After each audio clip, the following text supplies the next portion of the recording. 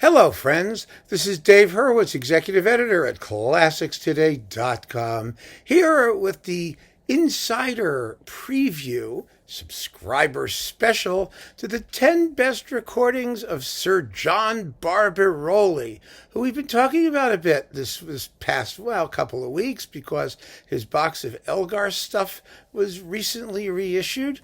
And now, in order to find the 10 best, we're going to go through the 107, I wouldn't call them best, just what they are, existing recordings in the Barbirolli box. So first, we're going to do the box. And then, for those of you who are ClassicsToday.com Insider subscribers, we're going to do and talk about his 10 best recordings derived therefrom, largely but not exclusively. And so it's going to be up to you to guess which ones they are and then go over to ClassicsToday.com and see if you were right. And if you're not a ClassicsToday.com Insider subscriber, please do consider signing up and joining the party. It's lots of fun. There's all kinds of great stuff to look at ClassicsToday.com Insider, and there's a link to do so right at the bottom of this particular video. So there you go. That's all you need to know. And without further ado, okay, this is the Warner box, right? It says 109 CDs, but one of them is a rehearsal CD, which is kind of interesting, and we'll get to that at the end. And another is one of those talky reminiscences from various people who knew John Barbirolli, the one, the only. And I think it'll be, it's actually a fun disc of reminiscences, and this is really quite a voyage of discovery. It's taken me a long time to get through it because I took my time, and I wanted to refamiliarize myself with some of it. And, it's very funny. A lot of it was quite a bit better than I recall, because it's been such a long time gathering up this stuff. And EMI, or Warner, when they put these boxes together, does not do what Sony does. Sony generally does an original jacket concept. This is a less expensive packaging, but it's also more economical for you, the listener, because once you get the lid off, what they do, let me just give you an example here, if I can find one, is that they have largely put together more than a single disc's worth of stuff. So you get original photo of original jackets on the front, which is actually pretty nice because it tells you from whence the contents come. And then the contents are filled up, and they're 70, 80-minute discs. And when you consider that there are 107 of them full of music, that's a heck of a lot of stuff. If this had been original jackets, it could have been, half again as long, very, very easily. And they would have charged you per disc. So this is really a good deal. Let's say that straight out. And it's still available because I checked. And the fact that it's still available, I think is interesting. It means perhaps outside the UK it wasn't quite as big a seller as it otherwise could have been. You don't know. I don't know.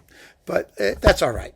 So you get a little booklet, not like one of those deluxe coffee table thingies, just a little fairly uninteresting booklet, because you do have the audio reminiscence CD, which tells you a little bit about Barbirolli. And then you get just an index by composer, not a track listing. It's just an index by composer of everything that's in the edition.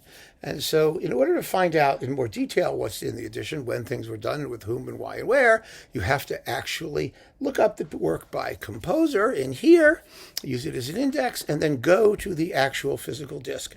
So I'm going to start taking out big wads of these things, and we're just going to go through it. We're going to go through them. We're going to go through them one at a time, but quickly, because it just is, there's lots of 78s. Barbirolli was a tremendous recording artist. He really was. In fact, he was so comfortable in front of the microphone, you could say he was better in the studio than he was live, because in the studio things were a little bit more controlled, and live all hell could break loose at any given time. But he was never more exciting live than he was in the studio. He made music the same way no matter where he was or what the circumstances were. And by that, I mean always with the same passion, spontaneity, or commitment. He was never inhibited. He just took the time, or they took the time to make him do it right, which was a good thing. So let's look here and see what we have, shall we? So we start with the 78 collection, and the 78 collection goes, let me see, all the way up through disc 10. So for the disc 10, we are let's see, oh my goodness, yes, we are with 78s, and there's all kinds of stuff on here. And I don't want to spend a lot of time on it, but we do need to go through it because there's some really cool stuff he did during this period, including, here we go. Let's see, the Mozart, Eine kleine Nachtmusik, there's Purcell, there's Haydn's London Symphony, Elgar's Introduction at Allegro, he's leading John Barbirolli's Chamber Orchestra, with 11 special herbs and spices. And then we have you just get these discs of sniglets, tons and tons of sniglets. And to go through them all is just tiresome, but, most of them are things we know. But there's the orchestral potpourri from Tannhäuser. That's kind of weird. And the Bacchanal from The Seasons by Glazunov and Luigini. You remember Luigini's Ballet Russe, which is lots of fun. I mean, that's all good stuff. And it's with the London Symphony and the Royal Opera Orchestra, and, from the dawn of time. And all of this, by the way, has been remastered, and very nicely remastered, rather well done. So I'm not too worried about that. And then we've got, the Dance of the Hours from Gioconda and stuff from Sylvia, and Frederick Rossi, the Merchant of Venice Suite, and William Vincent Wallace, Maritana Overture, and Michael Balfe, the Bohemian Girl Overture, and Delius is A Song Before Sunrise, and Roger Quilter, a children's overture. See, there's stuff you're not going to find anywhere else. So this is really fun to listen to, even if the sound is somewhat grotty. Is there anything interesting on this one? Let's see. Well, you got the Peer Gynt Suite number 1 that he did like 300 more times. He was a very fine Grieg conductor, as we'll find out. Frederick Alfred d'Erlanger, Midnight Rose, and Edvard Jarnefelt, the Preludium and Berceuse. I mean, these are real rarities. That's on that one, and a bunch of other stuff. And then we've got, let's see, Die Meistersinger, Prelude and Orchestral Bits, Rienzi Overture, and Arnold Bax's Third Symphony with the Halle. That's an important release. Really one of the earliest, maybe the earliest, who knows, recording of a Bach symphony. So, and, it doesn't sound bad. I mean, it's Bach's. It's got to sound fabulous sonically. And this is not that, but it's an important release. So there you go. And then we've got, let's see, what else have we got here? Oh, the Vaughan Williams Fifth and the Tallis Fantasia, his first whack at it. What are the dates from this stuff? These are from the 40s for the most part. Yeah, the 40s. A bit of the Walk to the Paradise Garden from A Village Romeo and Juliet. And Michael Hemming's Threnody for a Soldier Killed in Action, completed and orchestrated by Anthony Collins. I mean, these are real novelties, some of these pieces, rarities. And we have, let's see. Oh, Beethoven's Fifth, who cares? Weber's Euryanthe, Wagner Lohengrin, and Strauss's Rosenkavalier Suite. These are all with the immediate pre-war, I think, right? Some of it, yeah. Well, during the war, Halle Orchestra. And, it takes some putting up with. It really does, because they were never a great band, and we have to just accept that. Berlioz Symphony Fantastique with Halle. Oh, there's the Augusteo Symphony Orchestra here doing something else. Track 6, Shylock by Fauré. The Nocturne from the Suite, which is only 2 minutes and 54 seconds long. And the Scherzo from A Midsummer Night's Dream. And if you want to hear how that sounds when played by a not very great orchestra, here's your chance. It's like, and let's see. Oh, look at this. Corelli. Concerto Grosso after Violin Sonatas Opus 5, which is, who arranged this? Barbirolli arranged it. And then the Enigma Variations and the Introduction at Allegro, again. Bavarian Dances, Fantasia on Greensleeves, Irish Tune from County Derry, and Delius to Accarel. Wow, look at that. And it's a 75-minute disc. Like I said, they've recoupled all this stuff for value. And I think that's really a wonderful thing. So I can't complain about that. Some people might like original jackets more or something like that, but I don't. I'd rather pay less. That's me. I don't know about you. And then we've got Mendelssohn's Italian Symphony, the Hebrides Overture, another Grieg Peer Gynt Suite Number 1, another Delibes Sylvia, and Stravinsky's Concerto in D for string orchestra with Halle. Now, Barbirolli was a very good trainer of string players. That he was. Absolutely. Couldn't do so much with woodwinds and brass and percussion, but with strings, yes. And Halle did have an attractive string tone and an attractive fullness of string tone at numerous points in in its history. So, and you'll have a chance to hear some of that. So that was okay. And those are the 78s. Now we get the first 10. We've got only 90 some odd more to go. I take a big, huge pile now. And let's see what else I can assemble. What was this? All right, so now we're on 11. Okay. Oh, this is going to be a project. Let me tell you, folks. So if you're not in the mood, what can I say? Take a deep breath. Go get a drink. If you want to run to the bathroom, now's the time.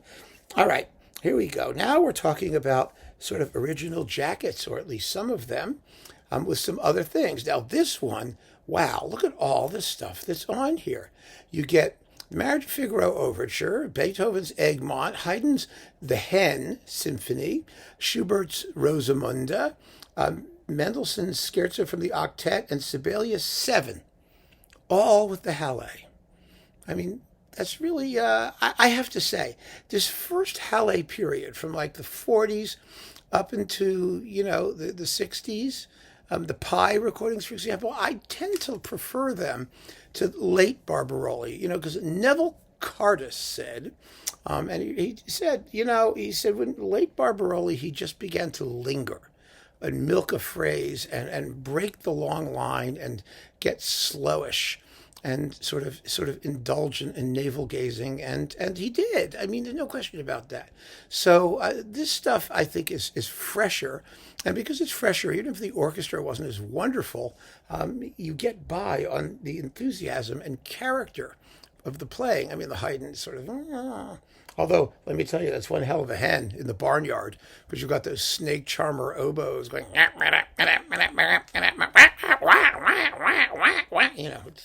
It's a hen. It's definitely a hen. And then we've got, let's see, Elgar's Cocaine Overture, and with an organ person who gets credit. There you go. I'm not going to say who it is because all the organists always yell at me when I don't credit the organist, which is not going to incentivize me to start doing it.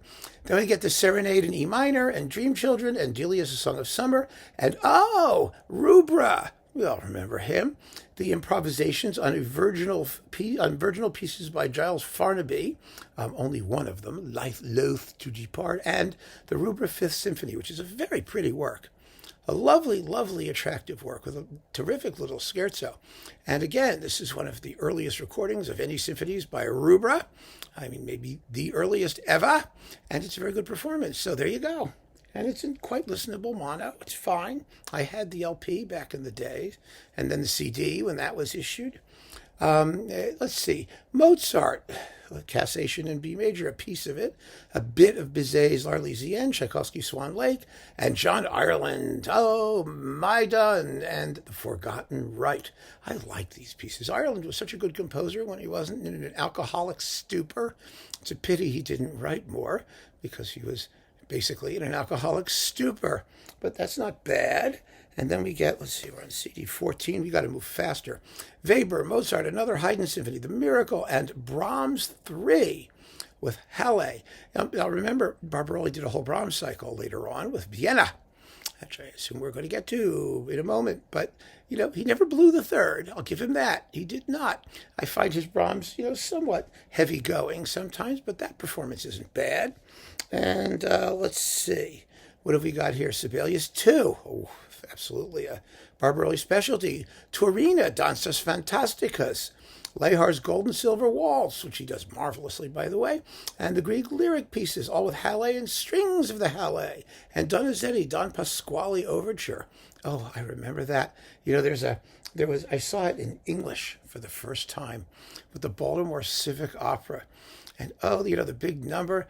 which is, I know the things a glance can do and when to do the glancing. I was like, oh, God. Never forgot it, though, as you can see. Haydn, he did a lot of Haydn. 88. I mean, his Haydn was scruffy. Let's face it, scruffy, old school Haydn. What can you do? But it was lively, and it had personality, unlike a lot of today's Haydn. There's no question about that. And then Schubert's Great C Major and Verdi Preludes to Traviata and all this stuff. Now, these are all monos. Let me just get the dates here. So we see 53, 53, 54, in that area. They're perfectly listenable. And, it's like I said, if you want that, go for it. There are a million great Schubert greats, and that's not one of them. But it's not terrible. I mean, it's scrappy, like I said. I mean, they were scrappy. It just is. Okay, Elgar 2, their first Elgar 2, with Halle, the Cocaine Overture. Again, the introduction at Allegro. We're still in mono, and this is like the third or fourth one of those. It was a Barbirolli specialty, no question. And see the original jackets here? There you go. And then we're on CD 18. Well, we're moving. The Vaughan Williams Symphonia Antarctica, a premiere. And the Wasps Overture, which is wonderful. And 5 variants of Dives and Lazarus. And the Fantasia on Greensleeves. What is not to like? I mean, of course you get to hear that sort of 1950s primitivo percussion section, especially like, the tam-tam that sounds like somebody hitting a pot with a wooden stick. It just goes like spat. It's unfortunate. All right. Where are we now? Okay, 19. Next big pile. I got all these organized correctly. I think I do actually. Yeah, they're okay. They're all sitting in a heap, and the heap is not going to fall over and make a god-awful mess. That's what I always worry about with these things. All right, here we go. The Barbirolli's Elizabethan Suite, which he arranged all by himself, from keyboard pieces by Bird and Bull and Giles Farnaby and Anonymous. It's a delightful work. Somebody ought to record it in modern sound. Well, of course, Barbirolli did later, but what the heck. Then we have España and Rimsky's Capriccio Espagnol and The Enchanted Lake by Liadov and Debussy's The Afternoon of Fawn and Fauré's Pelléas and Melisande and Ibert's Divertissement. 80 minutes. Pretty good, isn't it? I mean, there's just so much stuff here. You gotta love it. You really do. And let's see, what's this one? Supe, the beautiful Galatea, Strauss, Villalobos, Bachianis Brasileiras, number 4. I played that one, the one nobody does. It's one of the many that nobody does. It's a beautiful work, absolutely wonderful work. Then the Swan of Tuanella, and Strauss's Die Liebe der Donne, symphonic fragments. I mean, he really had the Halle hop in there doing all this interesting repertoire. And, the problem with a box like this is you can't review these things individually. There just isn't time. There isn't, but I enjoyed listening to it. I have to say I did, even when it was really scruffy, even when it was second rate in terms of playing and the sound was a little grotty here and there. I mean, these were fun. A bunch of these Halle recordings were actually engineered by Wilma Cozart and Robert Fine, the Mercury Living Presence people. So they sound quite vivid. They really do, some of them. Elgar first, introduction at Allegro again. And the Elegy, and we're into stereo now. I mean, we've been into stereo, so this is 56. Yes, we're in 1956. Holy cow. Unbelievable. And again, 79 minutes long. I mean, really unbelievable value for all this stuff. They're just stuffing it together. Vaughan Williams, A London Symphony. A lot of people prefer this one to his remake, and I do too, I think. It's livelier, it's more exciting, it's more fun. And Symphony Number 8, which was dedicated to Glorious John, according to Rafe VW, with Halle. I mean, the Penguin Guide never liked this 8th. I think they said it was bluff. Bluff in character was, I think, the way the Penguin Guide described it. Well, call me a bluffer. I don't mind bluff. It's okay. I've seen worse than bluff, haven't you? And let's see, what's we got? Purcell, Suite for Strings, Woodwinds, and Horns, arranged by Barbirolli. Great fun. And the Enigma Variations, again, I mean, he always did a great Enigma Variation, so that's not a problem. And Butterworth, A Shropshire Lad, and Bax, The Garden of Fond. Ooh, that's a seascape, in case you were wondering. And then Edward German, Nell Gwynn, Dances. And let's see, so that's that. And these are all with Halle. My goodness, they were busy. And you got to give Barbirolli credit for sticking by him, doing their thing. And when you listen to the rehearsal record, this is what I was going to say. Disc 108, you realize they were just having a great time. I don't blame him for wanting to stay with the orchestra. I mean, they may not have been very good, but they had fun. And that counts for a lot. And they get by on sheer character. When the musicians are having a good time, you can tell. And even if it's not the greatest performance in the world, it's not going to be a bad one. You're going to come away with a good feeling. It's not going to make you feel all like grumpy and pissy. It's going to make you feel sort of happy, like you had a nice time with friends, at the local Denny's. It's not, it's not Michelin 5 stars. It's more, that kind of thing. It's a day out at the family buffet, Golden Corral, the pub, if you're in the UK. That's what it's like, and that's okay. There's nothing wrong with that in the world. Then we've got the Delius Prelude and Idyll. It's all kinds of Delius stuff. On hearing the first Cuckoo in Spring, and Fenimore and Gerda, the Walk to the Paradise Garden, then the Irish tune from County Derry, like we need that. Like we need, have a hole in our heads. And Granger, Molly on the Shore, yay! Handle in the Strand. No, not Handle in the Strand. Mock Morris and Shepherd's Hey! Yes, Shepherd's Hey. There it is with Sylvia Fisher. And somebody, Jess Walters, baritone. So there they are. The Granger arrangements are always fun, aren't they? They really are. Then we have disc 25. Oh my goodness, recorder there. Strauss and Lehar. That's all we need to say about it, don't you think? At Mozart, Symphony 29, and the Jupiter Symphony. Oh, the Jupiter. And the Hebrides Overture. Again, this is the second one of those. We're in the stereo era now. The Mozart is, well, let's just say, a nice try. Huh? Yes, it's okay. I mean, they're trying. Let's see. Tchaikovsky. I like his Tchaikovsky. But Tchaikovsky was a good composer for Barbirolli.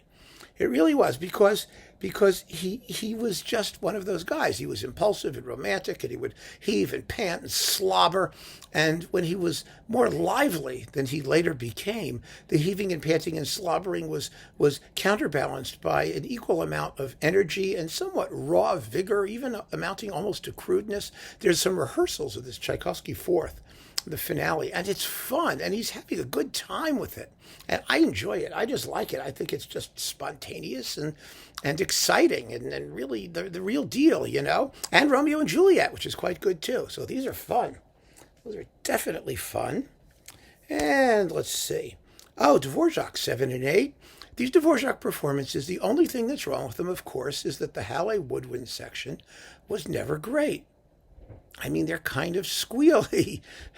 And so, you can't compare them to like the Czech Philharmonic or any of those people, but the performances themselves are energetic and lively and full of fun, like I said, with a lot of this stuff, and enjoyable for what they are.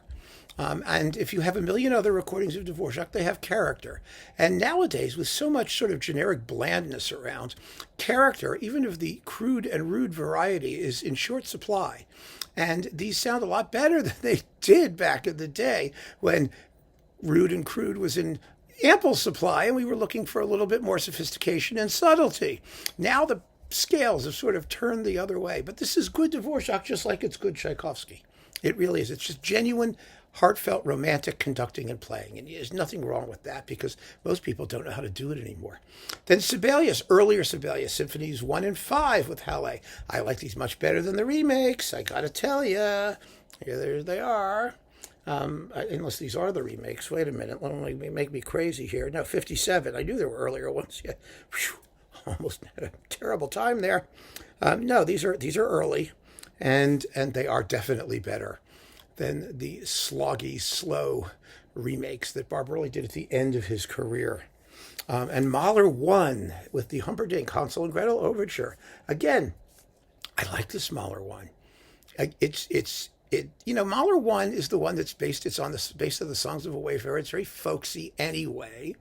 And so it can take the rustic vigor of this particular approach. I've always enjoyed this Mahler 1. It just has gumption. You know what gumption is, for those of you who are not U.S. people? Gumption is just sort of, character. It has balls. It has cojones. It has, they just go for it, and it's exciting, and it's enjoyable. It really is. So there you go. And then we have, let's see, what's this one? We're already at CD 31. More Sibelius. Oh, yeah, some Sibelius. Pocula's Daughter and Koalima. Pocula's Daughter was sort of a Barbirolli specialty. He recorded it twice. They're both excellent performances. Peer Gynt, Suite Number 1, again, two elegiac melodies, and the symphonic dances, which he also did very, very well. Those are fun performances. They really are. And let's see, Rossini, William Tell, Overture and Ballet Music, the Semiramide Overture, Verdi, La Forza del Destino, Ponchielli's Dance of the Hours, the Cavalleria Rusticana Intermezzo, and the Men on Lescaut Intermezzo. Now remember, Barbirolli, in case you didn't get it from the name, was Italian. His real name was Giovanni. His dad was Italian. They were Italian musicians. They really were like super duper Italian. He was a really good conductor of Italian music. And here's the proof. It's lots of fun. It's really good. And then we have Dvorak's Serenade, which, okay, yeah, you've got the Halle winds, and it's the Halle winds, but it's very, very enjoyable. It really is. And the Gounod Petite Symphony for winds, and Handel's, oh, look at this, arranged by a bunch of people, Rodrigo Ballet Suite, the Rodrigo Suite and the Circe Suite, which is lovely. You get Ombra Mai Fu, the Handel Largo, arranged as an orchestral bit. These are lovely pieces. I don't know. Somebody should do. Everyone does Bach transcriptions. Hey, Chandos, why don't you go and find all of these Handel arrangements that all these English conductors and people did and make a couple discs of those? Wouldn't that be fun to redo them all? I mean, it really would be. It's wonderful. There was the Beecham Ballet, the Gods Go A-Begging, and just tons and tons of this stuff. Supe Overtures, and Nikolai and Sousa, Stars and Stripes Forever, and Jarabai Clark's Trumpet Voluntary. All you need to do is tell you what the repertoire is, and that's that. The Symphonie Fantastique, and 3 orchestral pieces from the ones we all expect, from the Damnation of Faust. Now, let me see this. What is this? Yeah. Symphonie Fantastique, it highlights every shortcoming of the orchestra. All the enthusiasm in the world is not going to make this a great Fantastique. So, within the context of the whole thing, okay, yeah, it's fun. It's fun, but it's, okay. We tried.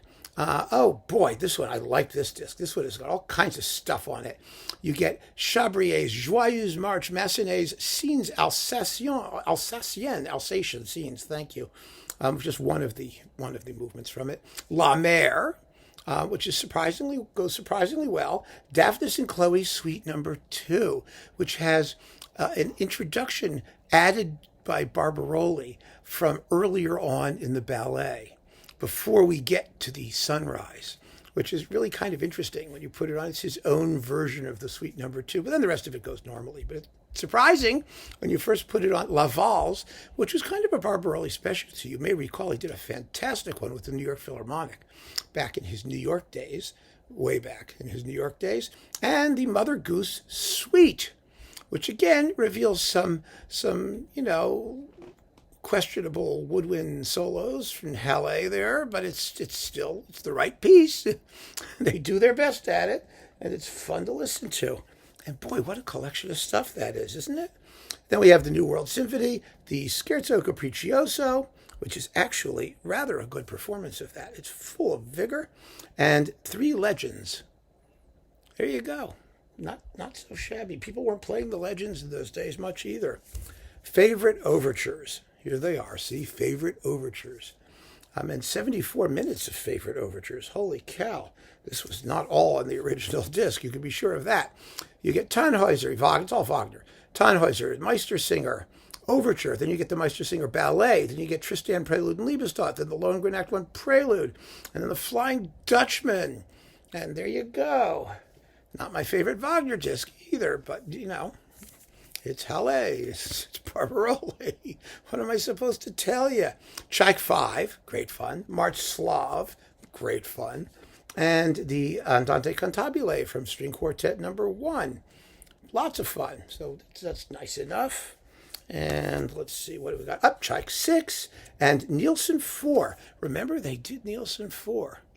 And boy, are they hanging on by the skin of their teeth, parts of Nielsen 4. It obviously couldn't have been too familiar to them, but they get an A for effort, unquestionably, no question about it. And the Politique is very passionate, and this is 80 minutes long, 80-minute CD. Nice of them to put it together. But see what I mean? I was saying that, his range, there was much more range here than we often remember. They did a lot. They did a lot of interesting repertoire, and there wasn't a lot of competition for it. They were smart in their programming. And I admire that, even if the results weren't always first rate. I admire what the concept was. Let's see. So we've got Mozart, Magic Flute, Beethoven, Leonora number 3, and Symphonies 1 and 8. Is that an 8? Yes. Numbers 1 and 8, which nobody will ever consider their best Beethoven. But there you go. They don't disgrace themselves. Weber, Oberon, and Brahms, Academic Festival Overture and Fourth Symphony again with Halle. And that's full of enthusiasm, like all of these performances are, and so scrappy in places. Oh, goodness. Vaughan Williams 5. This was a famous recording. And the famous Sinfonia of London, Tallis Fantasia and Fantasia on Greensleeves, the English string music disc. See, there it is. But they've broken it up into bits. So in the box, you're not going to get what you get when you get the English string music separately as a separate CD. And of course, it's out of print now, which just irritates the crap out of me. It's so unfair for them. But, they've done it to get better playing times, of course. But, still. So that was lovely. And we're really moving along here. Hang on.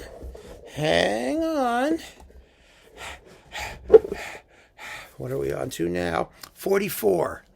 We're on CD 44. So just keep on going there. There we go. Now here's the rest of English string music. I had the Elgar introduction and Allegro and the Serenade, and you also get the Enigma variations and the Cocaine Overture all over again. That's classic Barbirolli. See, we can move quickly through some of that stuff because we've all talked about it a million times. And we have Elgar Symphony number 1 and Pomp and Circumstance 1 and 4 with the Philharmonia. That first is a reference recording. There's no question about it, and it still is. So maybe I've given away something that may be in the best of video, but you're going to watch it anyway.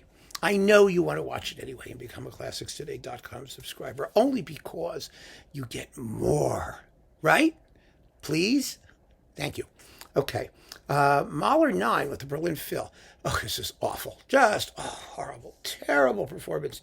I do not understand the enthusiasm anyone shows for this record. It is sloppily played, indifferently recorded, and a surprisingly tepid and tentative interpretation on Barbirolli's part, who supposedly demanded 50 rehearsals before playing it. Not with these folks, I'm sure, but no. I mean, Berlin was not a good Mahler orchestra then, and he just couldn't get him to do it. He couldn't. That's the way it went. Let's see. Schubert 9 again. Yeah, okay. Let's just leave it at that. More Elgar. Well, I talked about all the Elgar. This one has Falstaff on it and other pomp and circumstances and other things. And they are classic Elgar. Elgar 2, again with the Halle. Unfortunately, that was not a great Elgar 2. And a Wagner Meistersinger Overture with the London Symphony. Oh, what if they had done the Elgar? Oh, it would have been so much better. Tchaikovsky's Serenade. Beautiful. This is a beautiful disc. And the Arensky Variations on a Theme by Tchaikovsky and Francesco da Rimini. And this is with the London Symphony and the New Philharmonia. By then, Barbirolli was famous enough and EMI was smart enough to understand that if these things had any hope of having legs internationally, they had better record him with the better London orchestras. And so that's what they started doing. And Halle somewhat slips out of the picture here and there. In favor of those orchestras. And that was a very smart move because the majority of Barbirolli's best recordings were made in London with those orchestras, however much he loved Halle, however much he did. So there you go. Let's see, what else have we got here? Oh, this is a great album. This English Tone Pictures, remember this? You get John Ireland, London Overture, Bach's Tintagel, a bunch of Delius things. And then this includes the more modern version of the Barbirolli Elizabethan Suite. Isn't that fun? And this is Barbirolli with his wife, Evelyn Rothwell. And they were always sort of, I loved looking at these old album covers.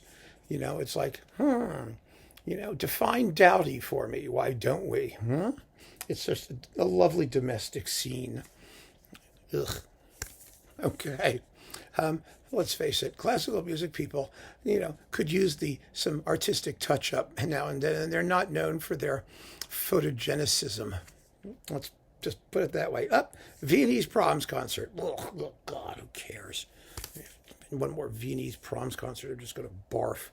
Okay, here we go. Now we're into the, I think, more modern, yes, or later Sibelius cycle. We get Sibelius 2 and the Swan of Twinella and Lemminkainen's Return and the Karelia Suite. Now, I have to tell you, I'm just telling you right now, as friends, that the Sibelius tone poems that he did with Halle, all the non-symphonic stuff is pretty terrific. It really, really is.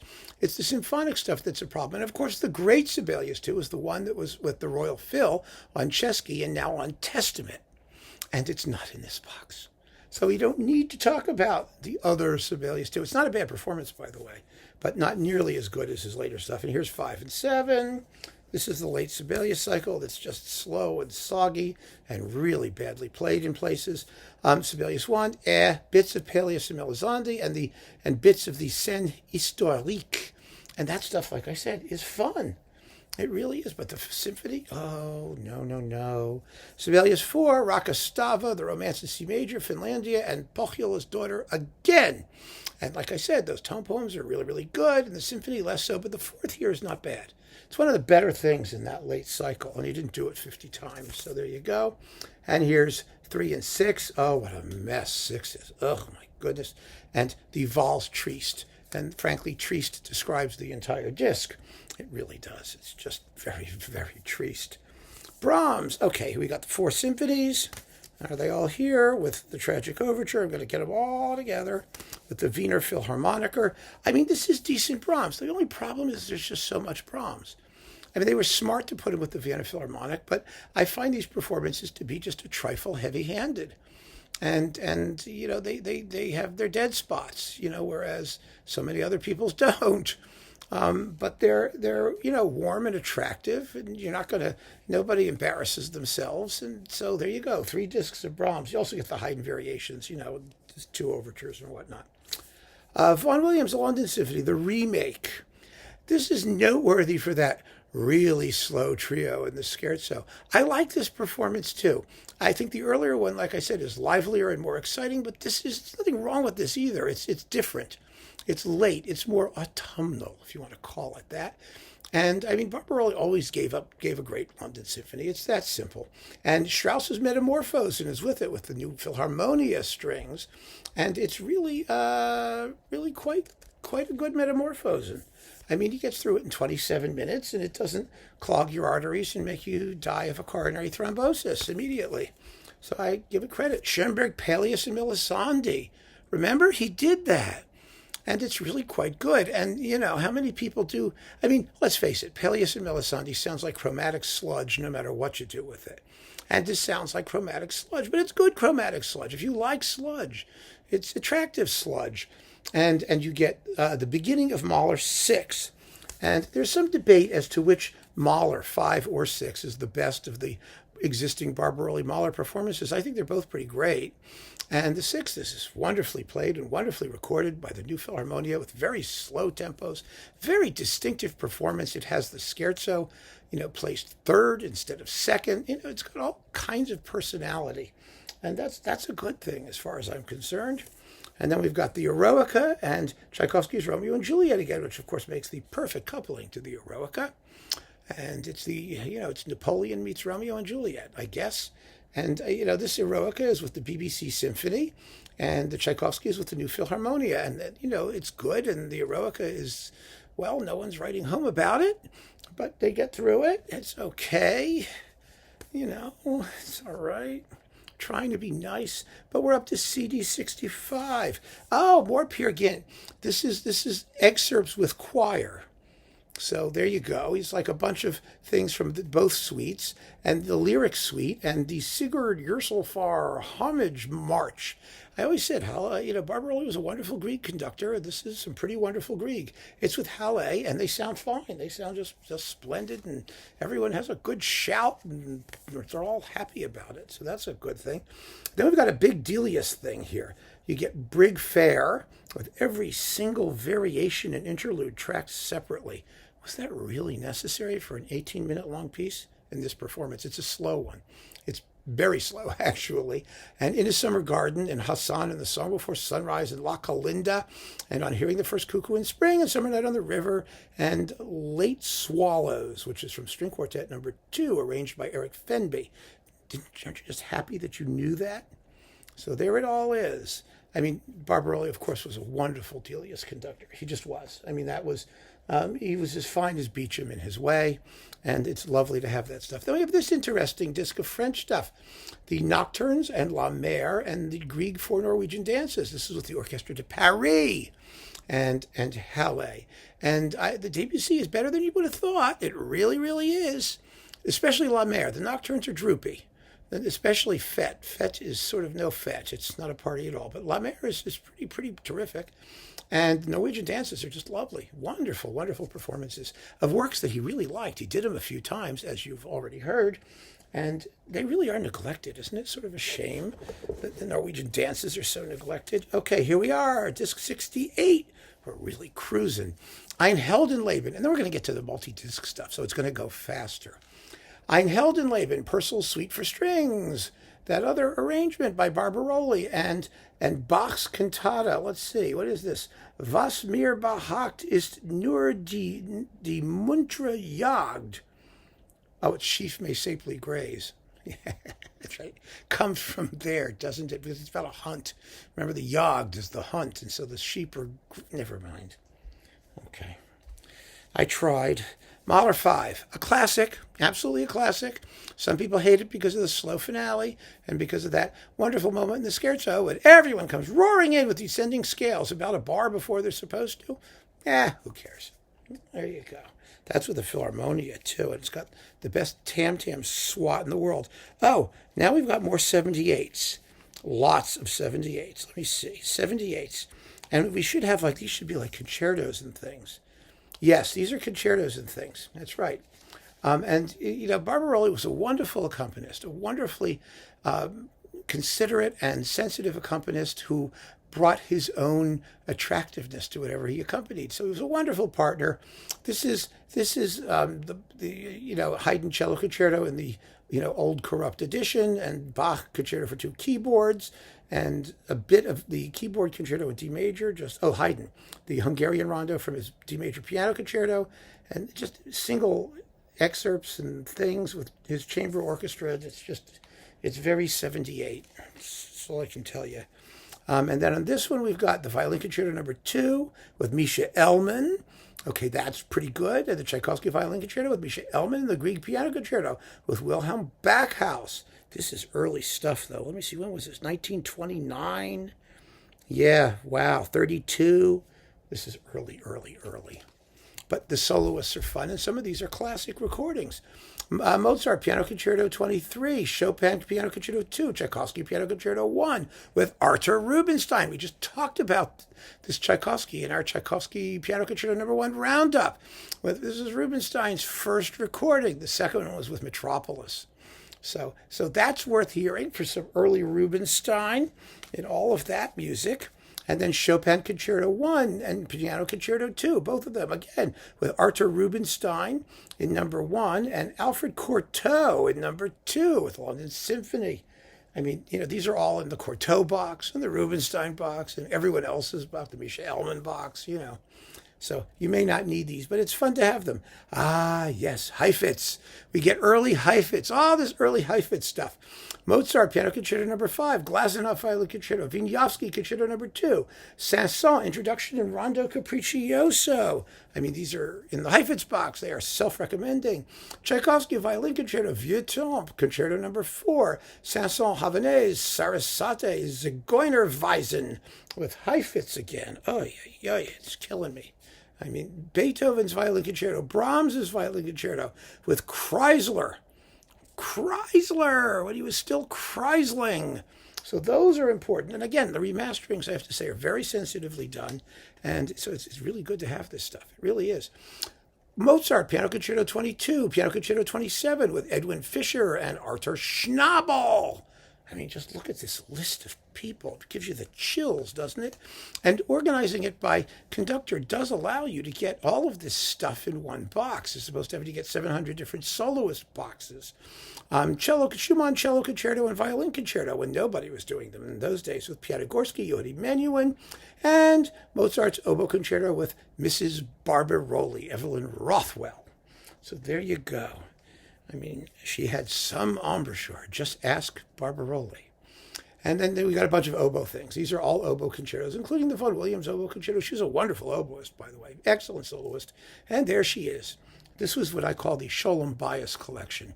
Sholem Bayis, for those of you who don't speak Hebrew or Yiddish, means keeping peace in the domestic situation. Keeping peace at home, which when you have two artists living together and one of them is a major conductor and the other one is a soloist or a singer, you got to do it. You have to do it, or else bad things are going to happen at night when the lights are out and the two of them are home alone. So this is the How to Keep Peace disc. Sholem Bayis. Remember that. Sholem Bet, actually, bass. Sholem Bayis, as they say in Yiddish. Let's see. More Sholem Bayis. Concerti by everybody. Handel, Albinoni, Marcello, Cimarosa, Corelli, Marcello, blappity, bloopity, bloop. It's anything you can do with an oboe that's legal. And then we've got, Britten's Violin Concerto with the original ending, the Vaughan Williams Tuba Concerto, Saint-Saëns, the Carnival of the Animals, and Strauss's Strauss Fantasy by Walter Landauer. There you go. By nobody you've ever heard of. This is with Halle, the London Symphony, and those people doing strange concertos. And what's this? Let's see here. Handel Organ Concerto, Brahms Double Concerto, Elgar's Cello Concerto. Not with the people you're expecting in the Elgar. We're not there yet. So it's Eric Chadwick organ and Alfredo Campoli violin and Andre Navarra cello with the Halle. And, some people may be really contrary and say, oh, I like it better than Jacqueline Dupre. And I won't argue with you. Here she is.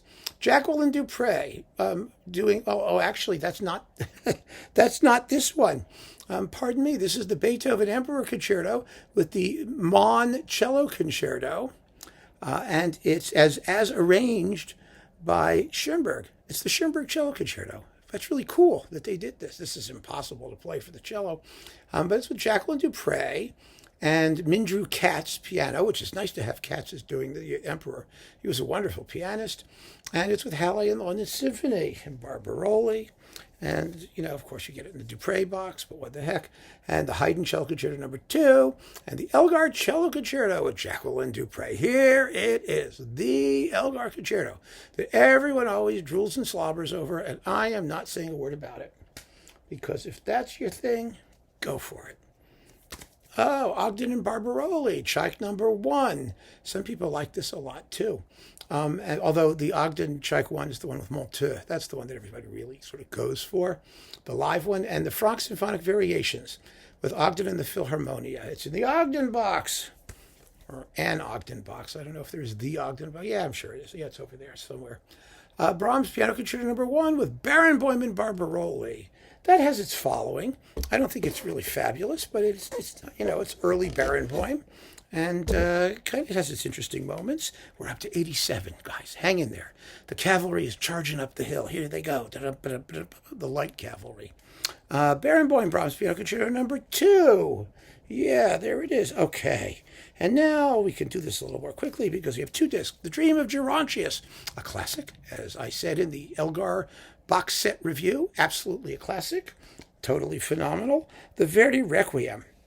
This is a little bit sluggish in places.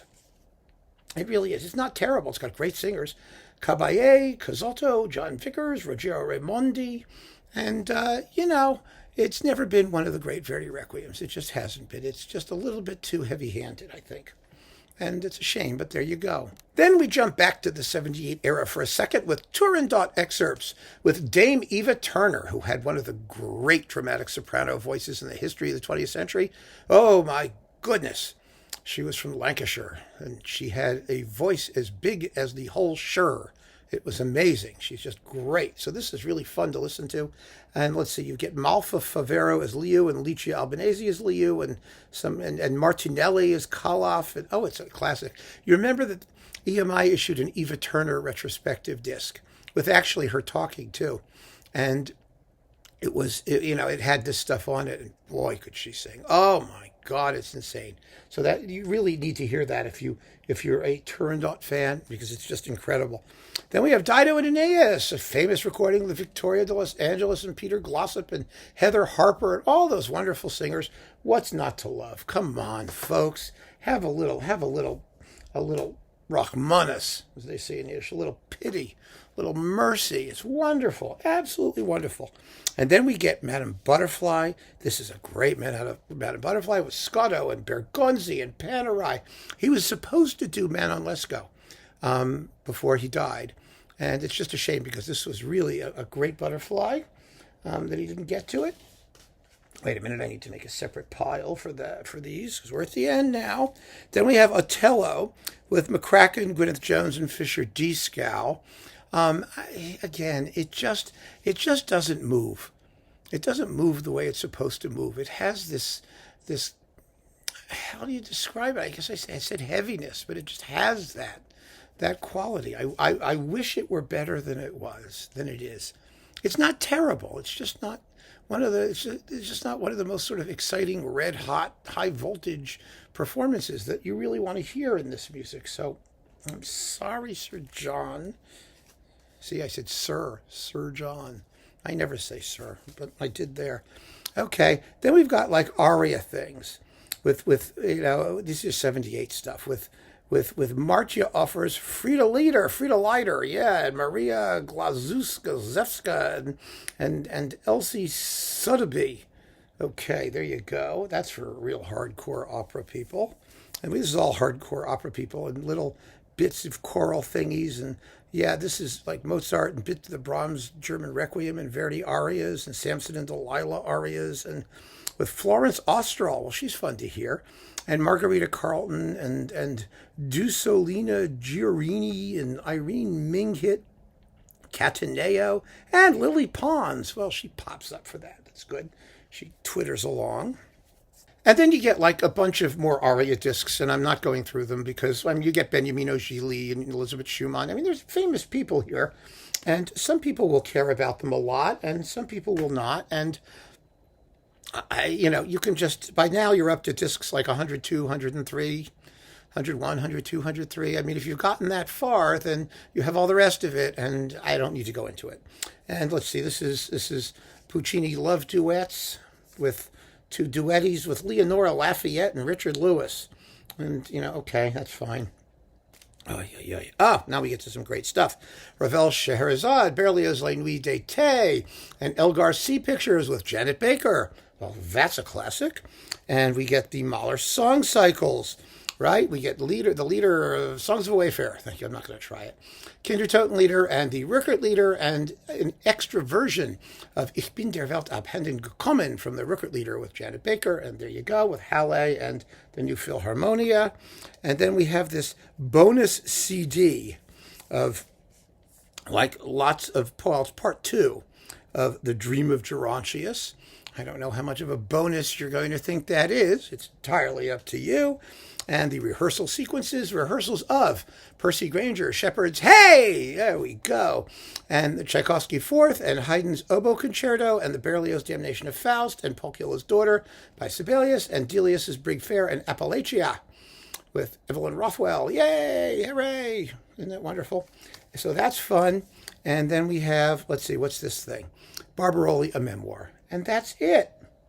That's it. That is all of it. And it's really, there's something I want to check here. Give me a second. I'm looking at the index here. I'm just curious because there we are. Yes, it was on 91. Okay. let's see, where was 91? This is 94. So now we get to put all of these things away while I summarize the journey that we have undertaken together. So this is 107 CDs of Barbirolli stuff. It's a remarkable legacy. It truly is, by any standard. The guy made some absolutely fantastic records. And here's 91. Yes, there it was. Yeah. Oh, that was where Delius's Appalachia. See, I didn't mention it. It's on the other. It's on the other half of the Verdi Requiem. The Verdi Requiem doesn't take up all of disc 2. You get Delius's Appalachia with it. I wanted to make sure I didn't miss it, so that's where it went. Because I knew he did it. I mean, and there's a rehearsal of it, so I presume he did it, and it is there. But you know, he was Barbirolli for all of his. Oh no! What did I just do? All right. For all of his shenanigans and occasional failings, and you know he had them. We all do. Everybody did, and there's no shame in it. Was a wonderful conductor of romantic music and a true generalist. I mean, you know, right now we value him. We value him in English repertoire that nobody else did for obvious reasons, because fewer people did it. And that's what allows us to enjoy his you know, distinctive artistry. And I understand that. It makes sense. It really makes sense. But on the other hand, it's not really fair to ignore the fact that he did all of this basic repertoire, and he invested it with a tremendous amount of character and personality and integrity, and sometimes appalling slovenliness. But he was a real conductor of that school, the school of generalists who could do the entire Romantic era and do it convincingly. There was a question whether or not he did it well, depended on the orchestra that he had and how well they were on the day and how well he was on the day. But we mustn't forget that this was a time when conductors were expected to do a heck of a lot of stuff, and he managed to really be of his time and place, but also to characterize a lot of unique repertoire while doing justice to all the rest of the stuff he was expected to do. You'll notice that there is not in this box a complete Beethoven cycle. We are really, it's sort of lucky that there's a Brahms cycle. The reason there is because it's part of that romantic world in which he was particularly well suited. But he never did a Beethoven cycle on disc, and I think that says something too. It tells you that he knew what his strengths were and he played to them. And you know, the classical period wasn't his thing. Arrangements of the Baroque era, well, those were his thing. And so I really had fun going through this box. All I can tell you is I did it. I went through it. I'm glad I did it. And I hope that this hasn't bored you to tears, and that as a result of having done this, you are now going to be incentivized to go find his 10 best recordings. Go find the needle in this really much better than expected musical haystack. So keep on listening, my friends. Thank you so much for joining me. Take care.